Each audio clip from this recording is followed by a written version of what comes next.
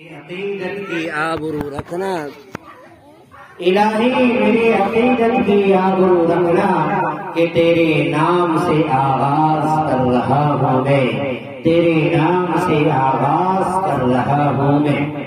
حضرات محترم، دنیا کے اندر ہر مذہب و ملت کا ماننے والا، ہر دھرم کا ماننے والا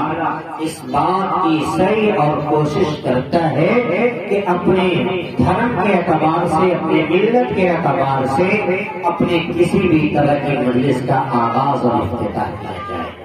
ہم اور آپ ایمان والے ہیں، ہم اور آپ قرآن والے ہیں، ہم اور آپ رسول اللہ والے ہیں۔ ہمارا اور آپ کا عقیدہ یہ ہے کہ ہمارے نزدیک اگر کوئی بابرکت کتاب، کوئی باعظمت کتاب، اگر کوئی ایسی کتاب ہے جو لائق تعریف اور لائق تعظیم و احترام ہے، تو ہمارا عقیدہ ہے کہ وہ دنیا کے اندر سب سے زیادہ پڑھی جانے والی کتاب، جسے دنیا قرآن مجید کے نام سے جانتی ہے۔ شاعر نے اس کلام کے بارے میں کہا کہ لائق تعظیم و حرمت اس لیے قرآن ہے، لائق تعظیم و حرمت اس لیے قرآن ہے، مالک ارض و سما کا آخری فرمان ہے، اور اس صحیفے کی صحیفوں میں الگ ہی شان ہے، اور اس کے ایک لفظ میں عرفان ہی عرفان ہے۔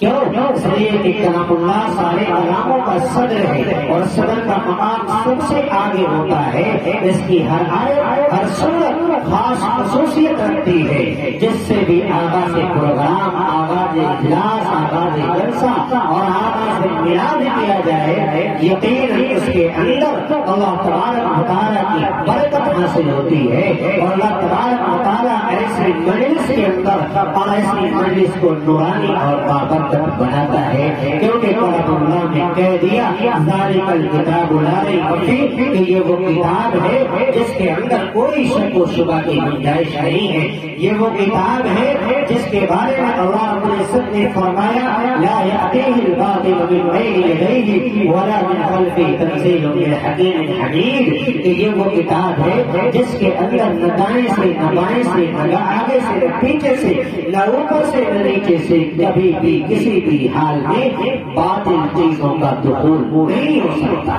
کیوں؟ اس لیے کہ اللہ رب العزت نے خود اپنے کلام کی حفاظت کی ذمہ داری دی ہے۔ فرمایا انا نحن نزلنا الذکر وانا له لحافظون، ہم نے اس قرآن کو اتارا ہے اور ہم خود اس کی حفاظت کی ذمہ دار ہیں۔ آئیے حضرات، بلا تاخیر و تمہید کے اسی بابرکت کلام سے، اسی بابرکت کتاب سے میں آج کے اس پروگرام کا آغاز کرنے جا رہا ہوں، جو ہمارے اکابرین نے جیسا کیا ہے اسی کے درس پر عمل کرتے ہوئے آج کے اس پروگرام کا آغاز کرنے کے لیے میں اپنے رفیق اور اپنے محترم اور آج کے اور آپ کے گاؤں کے امام و خطیب باوقار شخصیت، علمی اور روحانی شخصیت جناب حضرت مولانا حافظ بخاری مکرم غنی صاحب ہے کہ میں ان سے بڑے ہی ادب و احترام کے ساتھ گزارش کرتا ہوں کہ حضرت والا مائک پر تشریف لائے اور تلاوت کلام اللہ سے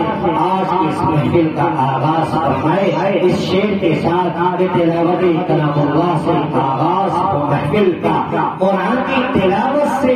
آغاز ہو محفل کا، اس نور سے پا جائے ہم راز پر منزل کا موصوف مائک پر تشریف لائے اور تلاوت کلام اللہ سے محفل کا آغاز اور افتتاح فرمائے۔ الشیطان الرجیم، بسم اللہ الرحمن الرحیم، کلا والقمر واللیل اذا ادبر والصبح اذا اسفر، انها لإحدى الكبر نذيرا للبشر لمن شاء منكم أن يتقدم أو يتأخر، كل نفس بما كسبت رهينة إلا